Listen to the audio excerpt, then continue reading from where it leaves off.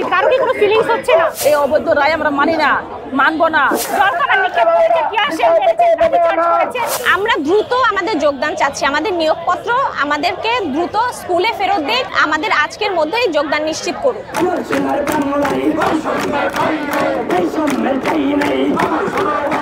আজ টানা 7 দিন আমরা এখানে আছি, কারো কি কোনো ফিলিংস হচ্ছে না? আমাদের তো দাবি একটাই, তৃতীয় ধাপের নিয়োগ। প্রথম 2 ধাপ স্টিল চাকরি করছে, আমাদের তো স্কুলে থাকার কথা, কিন্তু আমরা এখানে কেন? এটা কি কারো কি মানে কর্ণপাত হচ্ছে না? কেউ কি দেখছে না? কারো কি কোনো ফিলিংস নাই? আমাদের লাইফলেস হয়ে যাচ্ছে আমরা। আমাদের লাইফ আছে, বাচ্চা আছে, সংসার আছে, জীবন আছে। আমরা তো একটা মানে সুপারিশপ্রাপ্ত শিক্ষক, আমাদের তো এভাবে হিউমিলেট করতে পারে না সরকার বা অধিদপ্তর। তো আমি চাচ্ছি অতি দ্রুত তারা এগুলো আমলে নিয়ে আমাদেরকে সমাধান করে দেবে। আমাদের সমাধান আমরা তো ওনাদের ভুলে 3 প্রশাসন মিলে আমাদের এই রেজাল্টটা দিয়েছে, তাদের ভুলের জন্য আমরা কেন ভিকটিম হব? আমরা তো সাধারণ জনগণ, এটা তো আমাদের প্রাপ্য অধিকার। সরকার যেভাবেই পারে এনিহাও আমাদের তাড়াতাড়ি যোগদান করার ব্যবস্থা করে দেবে। জাস্ট এটাই আমাদের চাওয়া। কোনো আপডেটই দিচ্ছে না ওনারা আমাদেরকে কিছুই বলছে না।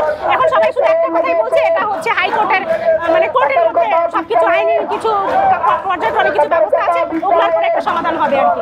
যত দ্রুত সম্ভব আমাদেরকে স্কুলে পাঠানোর ব্যবস্থা করুক, আমরা বাচ্চাদেরকে টিচিং প্রফেশনে যেতে চাই। দ্যাটস ইট, আর কিছু না।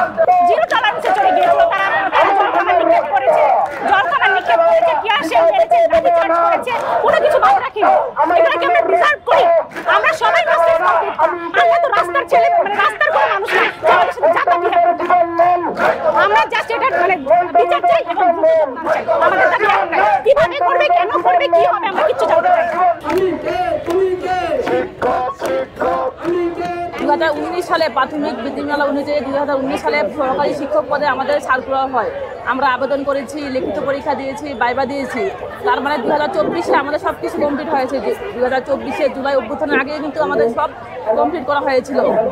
তারপর যারা 31শে ডিসেম্বর আমাদের রেজাল্ট প্রকাশ করা হয়, সেই রেজাল্ট অনুযায়ী আমরা 8 তারিখে আমাদের 8 তারিখে জয়েন্ট ডেট দেওয়া হয়েছিল।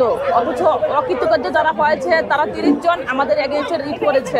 এই রিটে বারবার শুনানি 7টা হিয়ারিং হয়েছে। আমরা তীর্থের কাকের মতো অপেক্ষা করেছিলাম। আমরা পরীক্ষা দিয়েছি, মেধা শুদ্ধতম যাচাই দিয়ে আমরা ভাইভা দিয়েছি, সুপারিশপ্রাপ্ত হয়েছি। আমাদের রায় অবশ্যই আমাদের পক্ষে আসবে। অথচ দেখেন, বিচারপতি ফাতেমা নজিব এবং বিচারপতি মাহবুবুর রাজি স্যার আমাদের এই রায়কে অবৈধ ঘোষণা দিয়েছেন। এই অবৈধ রায় আমরা মানি না, মানবো না। আমরা শান্তিপূর্ণভাবে গতকালকে আন্দোলন করেছি রাজপথে। আমার কোলে আমার ছোট বাচ্চা ছিল 2 বছরের, সারা বিশ্বে ইন্টারন্যাশনালভাবে ভাইরাল হয়ে গেছে। ছোট বাচ্চাকে একজন পুলিশ প্রশাসন উদ্দেশ্য পরিচিতভাবে আমাকে আমার বাচ্চাকে জল কামা দিয়েছে। দেখেন, এটা অন্যায় ছিল, এটা অত্যাচার ছিল। আমরা তো অধিকার আদায়ের জন্য এসেছি, আমরা তো এমনিতে আসি নাই। আমরা মেধায় পরীক্ষা ভাইভা শুদ্ধতম মেধা যাচাই করে আমরা সুপারিশপ্রাপ্ত হয়েছি। সরকার কেন আমাদের সুপারিশপ্রাপ্ত করবে? কেন আমাদের নিয়োগপত্র দিয়ে নিয়োগপত্র ফিরিয়ে নেবে? এটা অন্যায় ছিল, এটা অত্যাচার ছিল, এটা অসাংবিধানিক ছিল। যতক্ষণ অবধি আমাদের নিয়োগপত্র দেওয়া না হবে, ততক্ষণ অবধি আমরা এই আন্দোলন ত্যাগ করবো না, মাঠ ছাড়বো না। আমাদের আজকের মধ্যেই যোগদান নিশ্চিত করুন। আমাদের রিট হয়েছিল, রিটে নতুন প্রজ্ঞাপনের জন্য হচ্ছে তারা রিট করেছিলেন, কিন্তু আমাদের প্রাথমিক অধিদপ্তর চলে আলাদা একটা বিধিমালাতে, সেটা বিধিমালা 19 নামে পরিচিত। তো আমাদের ওই বিধিমালা অনুযায়ী সার্কুলার ছিল এবং রেজাল্টটাও হয়েছে বিধিমালা অনুসারে। তো সেইটার জন্য হচ্ছে রিট হয়ে বিধিমালাতে না চেয়ে নতুন প্রজ্ঞাপনে যা হয়েছে, এর জন্য আমাদের যোগদানটা বাতিল করা হয়েছে।